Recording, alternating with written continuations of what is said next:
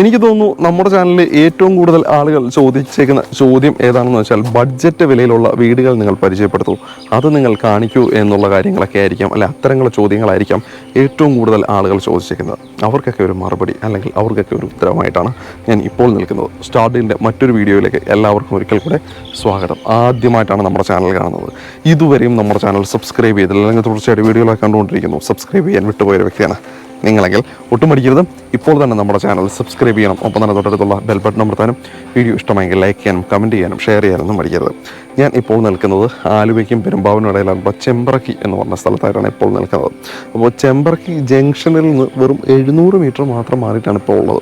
അതേപോലെ തന്നെ ഇവിടെ നിന്ന് അതേപോലെ ഇവിടെ നിന്ന് ആലുവയ്ക്കുള്ള ദൂരം നോക്കിയാൽ ഏകദേശം 11ഓളം കിലോമീറ്റർ ഇവിടെ നിന്ന് ആലുവയ്ക്കുള്ള ദൂരം വരും. ഏകദേശം ഇവിടുന്ന് എയർപോർട്ടിലേക്ക് നോക്കിയാൽ ഏകദേശം 18-19ഓളം കിലോമീറ്ററാണ് ഇവിടുന്ന് എയർപോർട്ടിലേക്കുള്ള ദൂരം വരിക. അതേപോലെ തന്നെ ഇവിടെ അടുത്തായിട്ടാണ് പൂക്കാട്ടുപടി വരിക. അവിടേക്കുള്ള ദൂരം നോക്കിയാൽ 5 കിലോമീറ്റർ താഴെ മാത്രമാണ് അവിടേക്കുള്ള ദൂരം. അതേപോലെ തന്നെ പെരുമ്പാവൂരിലേക്ക് നോക്കിയാൽ ഏകദേശം 8 കിലോമീറ്ററോളം പെരുമ്പാവൂരിലേക്ക് ദൂരമുണ്ട്. അതേപോലെ തന്നെ ഇവിടെ നിന്ന് എടപ്പള്ളിയിലേക്ക് നോക്കുകയാണെങ്കിൽ 15 കിലോമീറ്ററാണ് ഇവിടെ നിന്ന് എടപ്പള്ളിയിലേക്കുള്ള ദൂരം. അപ്പോൾ ഇവിടെ ആയിട്ട് ആ കാണുന്ന വീട് നിങ്ങളെ പരിചയപ്പെടുത്തുവാനായിട്ടാണ് ഇപ്പോൾ ഞാനുള്ളത്. അപ്പോൾ ഈ ഒരു കാര്യം പറഞ്ഞു കഴിഞ്ഞാൽ ഈ ഒരു വീട്ടിലേക്ക് വരാനുള്ള വഴി നമുക്ക് നോക്കാം. അവിടം വരെ ഇൻ്റർലോക്ക് ബ്രിക്സ് ഇട്ട് വന്നിരിക്കുകയാണ്. ഇവിടുന്ന് ഇങ്ങോട്ട് ഈ ഒരു പ്രോജക്റ്റിനകത്തേക്കുള്ള ഒരു വഴിയാണ് കേട്ടോ. അപ്പോൾ ഇവിടെ ഇത്രയും മെറ്റലാണ് ഉപയോഗിച്ചിരിക്കുന്നത്. ഇത് ഏകദേശം 6ഓളം വീടുകൾ വരുന്ന ഒരു പ്രോജക്റ്റാണ്. അപ്പോൾ ഇതിനകത്തായിട്ട് 3 സെൻറ്റിലായിട്ടും 4 സെൻറ്റിലായിട്ടും ഒക്കെ വീടുകളുണ്ട്. അപ്പോൾ ഇതിനകത്ത് ഒരു വീട് മാത്രമാണ് ഇപ്പോൾ കംപ്ലീറ്റ് ആയിരിക്കുന്നത്. അത് 3 സെൻറ്റിലായിട്ടാണ്. വീടിരിക്കുന്ന സ്ഥലമാണ് 3 സെൻറ്റ്. പിന്നെ ഈ വസ്തുവും എല്ലാം ഇതിനകത്ത് പെടുന്നത് തന്നെയാണ്. അപ്പോൾ ഇതിനകത്ത് ബാക്കിയുള്ളവർക്കെല്ലാം ഷെയർ പോയി കഴിയുമ്പോൾ ഏകദേശം 3.3 സെൻറ്റോളം വരും ഈ ഒരു വീട്. 3.3 സെൻറ്റിൽ 850 സ്ക്വയർ ഫീറ്റുള്ള ഈ വീടാണ് നമ്മൾ ഇന്ന് പരിചയപ്പെടാൻ പോകുന്നത്, 2 ബെഡ്റൂമുള്ളത്. അപ്പോൾ ആദ്യം ഈ ഒരു പ്രോജക്റ്റിനകത്ത് കയറാൻ ഇവിടെ മതിലൊക്കെ കൊടുത്തിട്ടുണ്ട്, ചെറിയൊരു മതിലൊക്കെ കൊടുത്ത് അതിനകത്ത് ഗേറ്റൊക്കെ ജിയുടെ സ്ക്വയർ ടു വെച്ച് ചെറിയൊരു ഗേറ്റും കാര്യങ്ങളെല്ലാം സെറ്റ് ചെയ്തിട്ടുണ്ട്. ഇനി ഇവിടെ നിന്ന് നമ്മൾ നേരെ ഈ ഒരു കോമ്പൗണ്ടിലേക്ക് വരികയാണ്. ഇവിടേക്ക് വന്നാൽ ചെറിയ മെറ്റലുകളും മറ്റുമൊക്കെ ഇട്ടാണ് ഈ ഒരു ഭാഗം വെച്ചേക്കുന്നത്. ഇനി ഇവിടെയായിട്ടും വീടുകൾ വരേണ്ടതുണ്ട് കേട്ടോ. ഇതിനോട് ചേർന്നുകൊണ്ട് തന്നെ ഈ ഒരു ബഡ്ജറ്റ് വിലയിൽ, വില നമുക്ക് ലാസ്റ്റ് പറയാം. അപ്പോൾ ഈ ഒരു ബഡ്ജറ്റ് വിലയിൽ തന്നെയാണ് ഇവിടെ എല്ലാം വരാൻ പോകുന്ന വീട്. അതുമല്ല ഈ ഒരു കൺസ്ട്രക്ഷൻ കഴിഞ്ഞ വീട് ഉൾപ്പെടെ അതല്ലാതെ വേറെ വീട് നമുക്ക് വെക്കണമെന്നുണ്ടെങ്കിൽ 3 മാസം കൊണ്ട് തന്നെ അവർ നമുക്ക് നിർമ്മിച്ച് തരികയും മറ്റുമൊക്കെ ചെയ്യും. പിന്നെ ഈ ഒരു സ്ഥലം ഒറ്റ നോട്ടത്തിൽ കാണുമ്പോൾ നിങ്ങൾക്ക് മനസ്സിലാവും തൊട്ട് ചേർന്ന് തന്നെ പാടവും മറ്റുമൊക്കെയാണ്. അപ്പം നിങ്ങൾക്കൊരു കൺഫ്യൂഷൻ ഉണ്ടാവും, ഇത് പാടമാണോ പുരയിടമാണോ എന്നുള്ള കാര്യം. ഇതിന് ഓണേഴ്സ് നമ്മളോട് പറഞ്ഞതനുസരിച്ച് ഇത് പുരയിടമായിട്ട് തന്നെയാണ് ഇപ്പോഴും കിടക്കുന്നത്. അല്ല, അങ്ങനെ തന്നെയാണ്, കൺവേർട്ട് ചെയ്ത ലാൻഡൊന്നുമല്ല, പക്ക പുരയിടമായിട്ടാണ് എന്ന് തന്നെയാണ്. അതുകൊണ്ട് തന്നെയായിട്ട് ഇവിടെ ഈ ഒരു വീട് പണിയുന്ന സമയത്ത് തീർച്ചയായിട്ടും ഇതിൻ്റെ ഫൗണ്ടേഷൻ ചെയ്യുന്ന സമയത്ത് കരിങ്കല്ലോ മറ്റു കാര്യങ്ങളൊന്നുമില്ല. അത് ഇവിടെ ആയിട്ട് നോക്കി കഴിഞ്ഞാൽ നമുക്കറിയാം പൈലിങ് ചെയ്തേക്കുന്നത്. ഇത് അടുത്ത വീടിന് വേണ്ടിയുള്ള ഫൗണ്ടേഷന് വേണ്ടിയുള്ള പൈലിങ്ങും മറ്റു കാര്യങ്ങളും എല്ലാം ചെയ്തേക്കുന്നതാണ്. അപ്പം പൈല് ചെയ്ത് തന്നെയാണ് ഇവിടെ കയറി പോയേക്കുന്നത്. ഈ ഒരു വീടിൻ്റെ കാര്യം, ഈ ഒരു വീടിൻ്റെ പണികൾ ചെയ്ത് പോയേക്കുന്നത്. അതുമല്ല മുകളിലേക്ക് നിലകൾ പണിയണമെന്നുണ്ടെങ്കിൽ അതിനുള്ള സൗകര്യവും മറ്റുമൊക്കെ ഇട്ട് വെച്ചിട്ട് തന്നെയാണ് ഈ ഒരു വീടിനെ മുമ്പോട്ട് കൊണ്ടുപോയിരിക്കുന്നത്. അപ്പോൾ നമുക്ക് നേരെ ഈ ഒരു വീടിൻ്റെ കോമ്പൗണ്ടിനുള്ളിലേക്ക് വരാം. അപ്പോൾ ഇവിടെ തൊട്ടിട്ടാണ് ഈ ഒരു വീടിൻ്റെ കോമ്പൗണ്ട് സ്റ്റാർട്ട് ചെയ്യാം. അപ്പോൾ നമുക്ക് നേരെ ഈ ഒരു വീടിൻ്റെ ലുക്കിലേക്ക് നോക്കാം. അപ്പോൾ ഒറ്റ നിലയായിട്ടുള്ള കൊടുത്തേക്കുന്ന ഒരു വീടാണ്. ആ ഒരു ബോക്സ് ടൈപ്പ് ആയിട്ടുള്ള ഒരു ഡിസൈൻ കൊടുത്തിരിക്കുന്നു. നോക്കി കഴിഞ്ഞാൽ അറിയാം, ഒരു ഗ്രേ കളറാണ് ഡിസൈൻ. അപ്പം തന്നെ അതിനകത്ത് ബീജ് കളറിൻ്റെ ഒരു ഡിസൈൻ വർക്ക് കൊടുത്തിരിക്കുന്നു. മുകളിലെ പാരപ്പറ്റിലായിട്ട് നോക്കിയാൽ ജിയുടെ സ്ക്വയർ ട്യൂബ് മറ്റും വെച്ചുള്ള ചെറിയൊരു ഡിസൈൻ വർക്ക് നമുക്ക് അവിടെ കാണാം. ബാക്കിയെല്ലാം വളരെ സിമ്പിളായിട്ട് കൊടുത്തേക്കുന്ന ഒരു വീടാണ് അല്ലേ. ഒറ്റ നോട്ടത്തിൽ എന്ത് സിമ്പിളാണ്, വൈറ്റ് ആൻഡ് ഗ്രേ കളർ കോമ്പിനേഷനാണ് മൊത്തത്തിൽ കൊടുത്തത്. പിന്നെ അതിനകത്ത് വരുന്ന ബീജിൻ്റെ കളറോട് വരുമ്പോഴത്തേക്ക് സംഗതി വേറൊരു കളറായി മാറിയിരിക്കുന്നു. ഇനി നമുക്ക് ഈ ഒരു വീടിൻ്റെ കോമ്പൗണ്ടിനുള്ളിലേക്ക് നോക്കാം.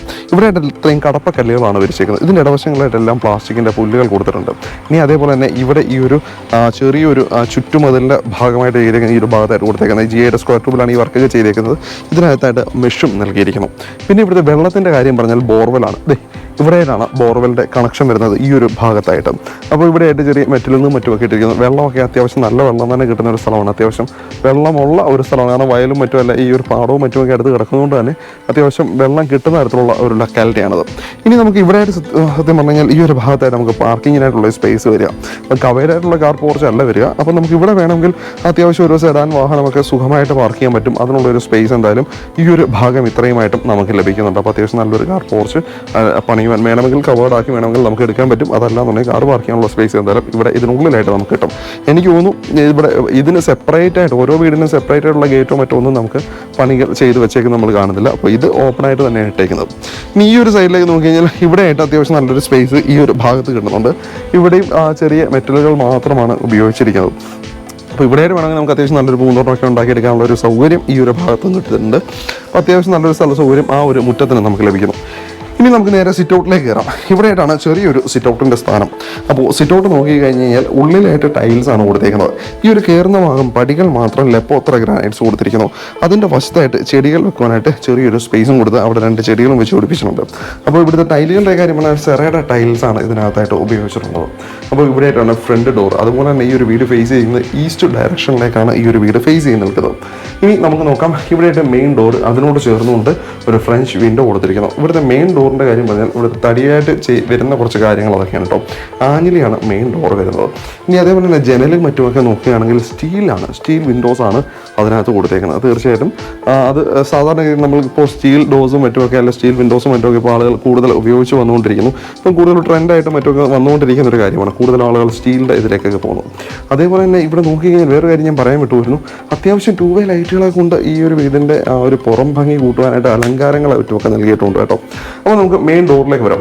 മെയിൻ ഡോർ ഫുള്ളും വൈറ്റ് കളർ അടിച്ച് ഫുള്ളും വൈറ്റ് ആക്കി തന്നെ വെച്ചേക്കാണ്. അതിനകത്ത് അത്യാവശ്യം നല്ലൊരു ഡോർ ഹാൻഡിലും കൊടുത്തിരിക്കുന്ന സ്റ്റെയിൻലെസ് സ്റ്റീലിൻ്റെ ഡോർ തുറന്ന് നമുക്ക് നേരെ വീടിൻ്റെ ഉള്ളിലേക്ക് കയറാം. കയറി വരുന്നത് ഈ വീടിൻ്റെ ഒരു ലിവിങ് ഏരിയയിലേക്കാണ്. ഇവിടെയായിട്ടാണ് ഒരു ലിവിങ് സ്പേസ് വരിക. അത്യാവശ്യം നല്ല സ്ഥല സൗകര്യമുള്ള ഒരു ലിവിങ് ഏരിയ ഇവിടെ നമുക്ക് ലഭിക്കുന്നു.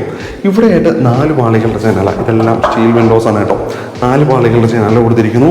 ഇവിടേക്ക് മാറിക്കഴിഞ്ഞാൽ ഇവിടെയായിട്ട് നമുക്ക് TV വെക്കാനുള്ള സ്പേസ്, TV യൂണിറ്റിന് വേണ്ടിയുള്ള ഒരു സ്പേസ് ഈ ഒരു ഭാഗത്തേക്ക് കൊടുത്തിരിക്കണം. ഇവിടെയായിട്ട് നോക്കിയാൽ ആ ഒരു മെയിൻ ഡോർ തുറന്ന് വരുമ്പോൾ നമ്മൾ കാണുന്നത് അതിൻ്റെ സൈഡിലായിട്ട് കൊടുത്തിരിക്കുന്ന ഫ്രഞ്ച് വിൻഡോസ് നമുക്ക് കാണാം. അപ്പോൾ ഈ ജനാലകൾ എത്ര ഉണ്ടായിരുന്നാലും നല്ല രീതിയിൽ എയർ പാസേജ് ഇതിനകത്തൂടെ നടക്കുന്നുണ്ടാവും. അത്യാവശ്യം നല്ല രീതിയിൽ വെളിച്ചവും ഈ ഒരു വീടിൻ്റെ ഉള്ളിലായിട്ട് നമുക്ക് കിട്ടുന്നുണ്ടാവും. ഇവിടുത്തെ ഫ്ലോറിങ്ങിലേക്ക് നമുക്ക് നോക്കാം. നമ്മൾ നേരത്തെ കണ്ട ആ ഒരു സിറ്റ് ഔട്ടിൽ കണ്ട സെയിം കളർ ടൈലുകൾ തന്നെയാണ് ഇവിടെ ഫ്ലോറിങ് കൊടുത്തേക്കുന്നത്. അതേപോലെ തന്നെ സീലിംഗ് വർക്കോ മറ്റു കാര്യങ്ങളോ ഒന്നും ചെയ്തിട്ടില്ല. വളരെ പ്ലെയിൻ ആയിട്ട് തന്നെ ഇട്ടേക്കുകയാണ്. ഇനി ഇവിടെയും നമുക്ക് നേരെ ഡൈനിങ് ഏരിയയിലേക്ക് മാറാം. അതിനോട് ചേർന്നുകൊണ്ട് ഇപ്പുറത്തെ സൈഡിലായിട്ടാണ് ഡൈനിങ് ഏരിയ കൊടുത്തേക്കുന്നത്. സാധാരണഗതിയിൽ ഇത്തരം ബഡ്ജറ്റ് വീടുകൾ വരുന്ന സമയത്ത് ഒന്നുകിൽ ഒരു നെടുനീള ഹാളായിരിക്കും കൊടുക്കുക, എന്നിട്ട് ആ ഹാളിനെ സെപ്പറേറ്റ് ചെയ്യുകയും മറ്റുമൊക്കെയാണ് ചെയ്യാറ്. പക്ഷേ ഇവിടെ അങ്ങനെയല്ല, സെപ്പറേറ്റ് ഒരു ഡൈനിങ് ഏരിയ തന്നെ ഇവിടെ കൊടുത്തിട്ടുണ്ട്. അപ്പോൾ അതിനകത്ത് നമ്മൾ സെപ്പറേറ്റ് ചെയ്യണം. പക്ഷേ ഇവിടെ അങ്ങനെയല്ല, ഡൈനിങ് ഏരിയ സെപ്പറേറ്റ് ആയിട്ട് കൊടുത്തിട്ടുണ്ട്. ഇവിടെ നോക്കിയാൽ ഇവിടെ 4 പാളികളുടെ ജനാല ഇവിടെ കൊടുത്തിട്ടുണ്ട്. അപ്പോൾ ഇവിടെ വേണമെങ്കിൽ 6 പേർക്ക് ഇരുന്ന് ആഹാരം കഴിക്കാവുന്ന ഡൈനിങ് ടേബിൾസ് ഒക്കെ നമുക്ക് ഇവിടെ പ്ലേസ് ചെയ്യാൻ പറ്റും. അതിനുള്ള സ്പേസ് എന്തായാലും ഈ ഒരു ഡൈനിങ് ഏരിയയ്ക്ക് ലഭിക്കുന്നുണ്ട്. പിന്നെ ഈ ഒരു ഭാഗത്തായിട്ടാണ് നമ്മൾ DB ബോക്സിൻ്റെ സ്ഥാനം വരുന്നത്. അതേപോലെ തന്നെ ഇവിടുത്തെ വയറിങ്ങിൻ്റെയും മറ്റു കാര്യങ്ങളൊക്കെ പറഞ്ഞാൽ ഫിനോലെക്സിൻ്റെ വയറിംഗ് ആണ് വരുന്നത്. അതേപോലെ സ്വിച്ചുകളും അതേപോലെ തന്നെ ബ്രേക്കേഴ്സും മറ്റുമെല്ലാം ലെഗ്രാൻഡിൻ്റെയാണ് വരുന്നത്. ഇവിടേക്ക് നമുക്ക് നോക്കി അറിയാം. അത് മറ്റുമൊക്കെ ഇവിടെ കൊടുത്തേക്കുന്ന എല്ലാം ബ്രേക്കറിനായിരുന്നു ഞാൻ ലൂക്കണ്ട ബ്രേക്കേഴ്സാണ് കൊടുത്തേക്കുന്നത് കേട്ടോ. അപ്പം ഇത്തരം കാര്യങ്ങളൊക്കെയാണ് അതിനകത്തായിട്ട് ഉപയോഗിച്ചിരിക്കുന്നത്. പിന്നെ ഈ ഒരു ഭാഗത്തായിട്ട് ഇവിടെയായിട്ടാണ് വാഷ് ഏരിയ കൊടുത്തേക്കുന്നത്. അപ്പോൾ സെറയുടെയാണ് വാഷ് ബേസൺ വരുന്നത്. നേരെ മുകളിൽ ടൈലിൽ വെച്ചിട്ട് ചെറിയൊരു ഡിസൈൻ കൊടുത്തിരിക്കുന്നു. മുകളിലായിട്ട് മിററും 2 LED ലൈറ്റ്സും കൊടുത്തിട്ടുണ്ട്. വാം കളറിനുള്ള 2 LED ലൈറ്റ്സിനാണ് ഉൾപ്പെടുത്തിയിരിക്കുന്നത്. ഇനി ഇവിടെ ഇതിനോട് ചേർന്നുകൊണ്ട് തന്നെ അടുക്കളയുടെ സ്ഥാനം. അപ്പോൾ അടുക്കളയുടെ ഡോറിൻ്റെ കാര്യം നോക്കി കഴിഞ്ഞാൽ സ്കിൻ ഡോസാണ് കൊടുത്തേക്കുന്നത്. അതും വൈറ്റ് കളറാണ്, ഫുള്ളും വൈറ്റ് കളറാണ്. ഈ ഒരു വീടിനകം മൊത്തം കയറി കാണുമ്പോൾ മൊത്തത്തിൽ വൈറ്റ് കളറാണ്. തീർച്ചയായിട്ടും നല്ലൊരു പോസിറ്റീവ് എനർജി എന്തായാലും തീർച്ചയായിട്ടും ഈ ഒരു വീടിനകത്ത് കയറുന്ന സമയത്ത് നമുക്ക് ലഭിക്കുന്നുണ്ട്. അപ്പോൾ നമുക്ക് നേരെ അടുക്കളയ്ക്കുള്ളിലേക്ക് വരാം. സാധാരണഗതിയിൽ ബഡ്ജറ്റ് വീടുകളുടെ അടുക്കളയിലേക്ക് വരുമ്പോൾ അധികം സ്പേസ് ഒന്നും നമുക്ക് ലഭിക്കാറില്ല. ഇവിടെ കയറി കഴിഞ്ഞാൽ അത്യാവശ്യം സ്പേസ് നമുക്ക് ലഭിക്കുന്നുണ്ട് കേട്ടോ. അത്യാവശ്യം 2 പേർക്ക് 3 പേർക്കൊക്കെ നിന്ന് പെരുമാറുവാൻ പറ്റുന്ന സ്ഥല സൗകര്യം എന്തായാലും ഇതിനകത്ത് നമുക്ക് ലഭിക്കുന്നുണ്ട്. ഇവിടെ ഒരു ടോപ്പ് ചെയ്ത് വെച്ചാൽ നമ്മൾ ചില ഫ്ലാറ്റുകളും മറ്റുമൊക്കെ കയറി കാണുമ്പോൾ അത് ഇങ്ങനെയായിരിക്കും കൺസ്ട്രക്ഷൻ കഴിഞ്ഞ് കിടക്കാം. അപ്പോൾ ഇവിടെയായിട്ട് ചെറിയൊരു ടോപ്പ് മാത്രമാണ്. ഇതിന് കബോർഡ് വർക്കുകളോ മറ്റു കാര്യങ്ങളോ ഒന്നും ചെയ്തിട്ടില്ല. ടോപ്പിലായിട്ട് നോക്കിക്കഴിഞ്ഞാൽ ഗ്രാനൈറ്റ് ആണ് കൊടുത്തിരിക്കുന്നത്. അതേപോലെ തന്നെ സ്ക്വയർ ട്യൂബും മറ്റും വെച്ചിട്ടാണ് ഇതിനെ ഒരു സപ്പോർട്ടിങ്ങും മറ്റുമൊക്കെ വരുന്നത്. ഇനി ഇവിടെയായിട്ട് ജനാലകൾ നോക്കാം. ഇവിടെ 3 പാളികളുടെ ജനാല, ഇവിടെ ഒറ്റ പാളിയുടെ ജനാലയാണ് കൊടുത്തേക്കുന്നത്. പാളികളൊക്കെ അകത്ത് നല്ല രീതിയിൽ എയർ പാസേജും അതേപോലെ തന്നെ വെളിച്ചവും കിട്ടുന്ന കാര്യത്തിലായിരിക്കും. ഇനി ഈ ഒരു ടോപ്പിന്റെ മുകളിൽ വെച്ചിട്ട് ഗ്രേ കളറിലെ ടൈല് ഉപയോഗിച്ചിരിക്കണം. ഒപ്പം തന്നെ ഇവിടെ നോക്കിയാൽ എക്സോസ്റ്റ് ഫാൻ വെക്കാനുള്ള ഒരു പോയിന്റ് അവിടെയായിട്ട് കൊടുത്തേക്കുന്നതാണ്. ഒപ്പം തന്നെ സ്വിച്ച് പോയിന്റുകൾ യഥേഷ്ടം എല്ലായിടത്തും നൽകിയിരിക്കുന്നു. ഈ ഒരു പോർഷനായിട്ടാണ് സിങ്കിന്റെ സ്ഥാനം വരുന്നത്. സെറയുടെയും മറ്റുമാണ് സിങ്കിന്റെ ആ ഒരു ഫിറ്റിംഗ്സ് കൊടുത്തേക്കുന്നത്. ഇവിടെയായിട്ട് നമുക്ക് ഫ്രിഡ്ജ് വെക്കാനുള്ള പോയിന്റ് ഈ ഒരു ഭാഗത്തായിട്ടാണ്. ഇവിടെ നമുക്ക് ഫ്രിഡ്ജ് വെച്ച് ഉപയോഗിക്കാം. അതിനുള്ള സ്പേസ് ഇവിടെ കൊടുത്തിരിക്കണം. ഇനി ഇവിടെ ഇത് നമുക്ക് അടുക്കള മുറ്റത്തേക്ക് ഇറങ്ങാം. അപ്പോൾ ഈ ഡോർ തുറന്നാൽ നമുക്ക് നേരെ അടുക്കള മുറ്റത്തേക്ക് വരാം. അപ്പോൾ ഈ ഒരു ഭാഗത്തേക്ക് ഇറങ്ങി കഴിഞ്ഞാൽ ഇവിടെയായിട്ട് വിശാലമായ ഒരു പാടം നമുക്ക് കാണാൻ പറ്റും. ആ ഒരു പാടശേല, ഇവിടെ വാഴയുണ്ട്, മരച്ചീനി നട്ട് വെച്ചിട്ടുണ്ട്. കുറേ നല്ല രസമാണ്. പക്ഷേ ഇവിടെ നിൽക്കാൻ നല്ല രസമാണ് കേട്ടോ. സംഗതി എന്തൊക്കെ പറഞ്ഞാലും നല്ലൊരു ആംബിയൻസ് ആണ്. പിന്നെ ഇവിടേക്ക് ഇറങ്ങുന്ന ഈ ഒരു ഭാഗം ഇവർ ചെറിയൊരു മതിൽ പോലെ കെട്ടി അത് മെഷൊക്കെ വെച്ചിട്ട് സേഫ് ആക്കി തന്നെ ഈ ഒരു ഭാഗത്തെ വെച്ചിട്ടുണ്ട്. അപ്പോൾ ഇവിടേക്ക് ഇറങ്ങി കഴിഞ്ഞാൽ നേരത്തെ നമ്മൾ ആ ഒരു വീടിൻ്റെ മുൻവശത്തേക്ക് ഇറങ്ങി ആ ഒരു ഭാഗത്തേക്ക് നമ്മൾ വരും. അപ്പോൾ ഇവിടെയായിട്ട് ആ ഒരു സ്പേസ് ആയിട്ടാണ് ഇവിടെയുള്ളത്. അപ്പോൾ അടുക്കള മുറ്റത്തിനൊരു ഭീകര വലിയൊരു സ്പേസൊന്നും നമുക്ക് ലഭിക്കുന്നില്ല. ഈ ഒരു ഭാഗത്തേക്കുള്ള സ്പേസ് മാത്രമാണ് നമുക്ക് കിട്ടുക. പിന്നെ 3 സെൻറ്റിനകത്തുള്ള വീടാണ്. തീർച്ചയായിട്ടും ഇതെല്ലാം നമ്മൾ കാൽക്കുലേറ്റ് ചെയ്യണം. തീർച്ചയായിട്ടും ബഡ്ജറ്റ് പ്രൈസും അതേപോലൊരു ബഡ്ജറ്റിനകത്തായിട്ടാണ് നമുക്ക് കിട്ടുന്നത്. അപ്പോൾ എല്ലാം നമ്മൾ മനസ്സിലാക്കിയിരിക്കണം. അപ്പോൾ ഇനി ഇതിൻ്റെ ഇപ്പുറത്തെ സൈഡിലേക്ക് നോക്കിയാൽ ഇവിടെയായിട്ടും കുറച്ച് സ്പേസ് നമുക്ക് കിട്ടുന്നുണ്ട്. അപ്പോൾ ഈ ഒരു സ്പേസ് ഇവിടെയും ചെറിയ മെറ്റലുകളും മറ്റുമൊക്കെയാണ് ഇവർ ഇവിടെ ഉപയോഗിച്ചിരിക്കുന്നത്. അതേപോലെ തന്നെ ഇവിടേക്ക് വന്നു കഴിഞ്ഞാൽ ഇനി ഇൻ കേസ് നമുക്ക് എന്തെങ്കിലും ആവശ്യത്തിന് ടെറസിൽ കയറണമെന്നുണ്ടെങ്കിൽ അല്ല ടെറസിൻ്റെ മുകളിലേക്ക് പോകണമെന്നുണ്ടെങ്കിൽ അതിനായിട്ട് ഇവിടെ ഒരു ഗോവണിയും കൊടുത്തിട്ടുണ്ട്. അത് ജിയുടെ സ്ക്വയർ ട്യൂബ് വെച്ചാൽ മതി. സാധാരണഗതിയിൽ നമ്മൾ സ്റ്റെയർ കയറി ടെറസൊക്കെ കയറി കാണിക്കുന്നതാണ്. ഇതിൻ്റെ മുകളിലൂടെ കയറുക എന്ന് പറഞ്ഞാൽ ഇച്ചിരി പണിപ്പെട്ട കാര്യം തന്നെയാണ്. അപ്പോൾ ഇവർ ഉദ്ദേശിച്ചേക്കുന്നത് മറ്റൊന്നുമല്ല. ഇത് മേടിക്കുന്ന ആളുകൾ തീർച്ചയായിട്ടും കുറച്ച് കാലം കൂടെ കഴിയുമ്പോൾ രണ്ടാമതൊരു നില കൂടെ വെക്കും എന്നുള്ളൊരു കൺസെപ്റ്റ് ആകാം എന്നുള്ള വെച്ചിട്ടാണ് ഇവർ ചെയ്തേക്കുന്നത്. അതുകൊണ്ട് തന്നെ രണ്ടാമത് വീട് പണിയുകയാണെന്നുണ്ടെങ്കിൽ വീടിനുള്ളിലൂടെ തന്നെ സ്റ്റെയർ മുകളിലേക്ക് എടുക്കുവാനുള്ള പ്രൊവിഷനും മറ്റുമൊക്കെ അവർ ചെയ്തിട്ടുമുണ്ട്. അത് അവർ പറഞ്ഞു തരും കൃത്യമായിട്ട്. നിങ്ങളിവിടെ വരുന്ന സമയത്ത് ഏത് വഴിയായിട്ടാണോ നമുക്ക് മുകളിലേക്ക് കയറാൻ പടികൾ വെക്കേണ്ടത്, ഡൈനിങ് ഏരിയയിലൂടെയാണെന്നാണ് എൻ്റെ അടുത്ത് പറഞ്ഞത്. അപ്പോൾ അതൊക്കെ തീർച്ചയായിട്ടും ഇവിടെ വരുമ്പോൾ നിങ്ങൾ ഓണറോട് തന്നെ സംസാരിച്ച് കൃത്യമായിട്ട് ആ ഒരു സ്ഥലവും മറ്റുമൊക്കെ പോയിന്റും മറ്റുമൊക്കെ നിങ്ങൾക്ക് കാണിച്ചു തരികയും ചെയ്യും. അപ്പോൾ ഇനി നമുക്ക് ബെഡ്റൂമുകളിലേക്ക് കയറാം. അപ്പോൾ ഇവിടെ ഉള്ളത് മൊത്തം 2 ബെഡ്റൂമുകളാണ് ഇവിടെ ഉള്ളത്. ആദ്യം തന്നെ എന്ന് പറഞ്ഞു കഴിഞ്ഞാൽ നമ്മൾ ഈ ഒരു മെയിൻ ഡോർ തുറന്ന് ഈ ഒരു വീടിനുള്ളിലേക്ക് കയറി വരുമ്പോൾ തന്നെ വലത് സൈഡിലായിട്ട് ഈ കാണുന്ന ഡോർ തുറന്ന് നമുക്ക് ആദ്യത്തെ ബെഡ്റൂമിലേക്ക് കയറാം. അപ്പോൾ ഈ ഡോർ നമ്മൾ നേരെ കയറുകയാണ് ആദ്യത്തെ ബെഡ്റൂമിലേക്ക്. ബെഡ്റൂമിലേക്ക് കയറി കഴിഞ്ഞാൽ അത്യാവശ്യം നല്ല രീതിയിൽ കാറ്റ് മടിച്ചു. ഈ ഒരു ബെഡ്റൂമിനകത്തുണ്ട് 2 ഭിത്തികളിലും ജനാലയുണ്ട്. 3 വാളികളിലും ഇത് 2 ജനാലകൾ കൊടുത്തിട്ടുണ്ട്. നമുക്ക് നീളവും വീതിയും നോക്കാം. 9.35 ഇവിടെ വരുന്നത്. അതേപോലെ തന്നെ വീതി വരുന്നത് നീളം വരുന്നത് 9.59, 89.61 സ്ക്വയർ ഫീറ്റ്, 89.61 സ്ക്വയർ ഫീറ്റ് ആണ് ഈ ഒരു ബെഡ്റൂമിൻ്റെ വലുപ്പം.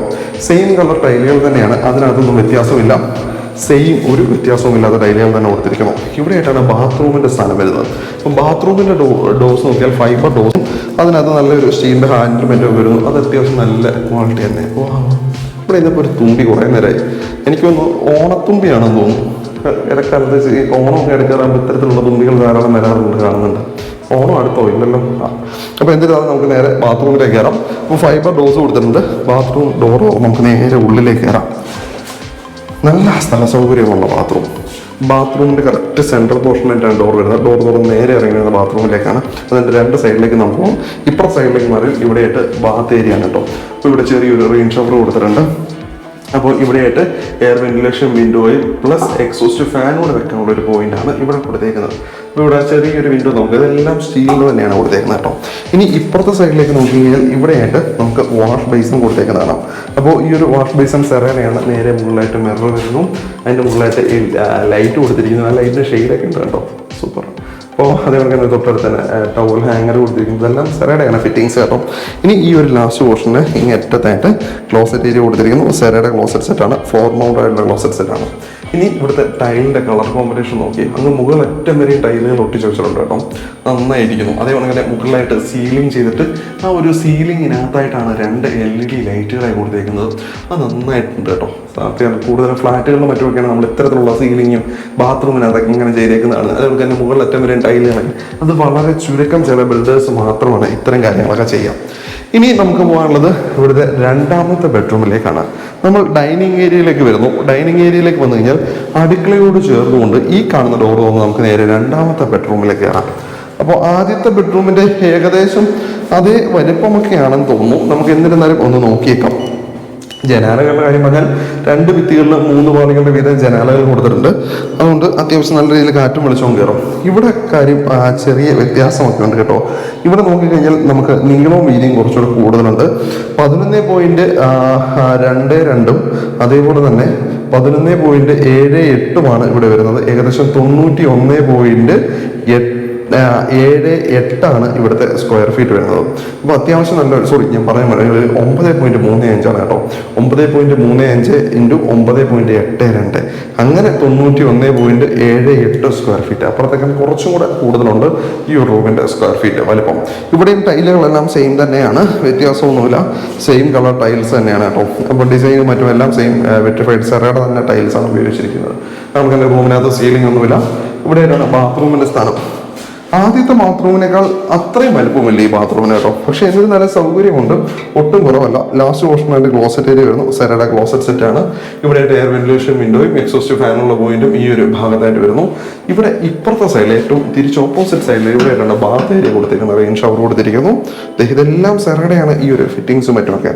ഇനി ഈ ഒരു വശത്തായിട്ട് ഇപ്പുറത്തെ വാഷ് ബേസിൻ്റെ സ്ഥാനം, സെറയുടെ വാഷ് ബേസിന് ഈ ഒരു ഫിറ്റിങ്സ് എല്ലാം സെറയുടെ തന്നെ.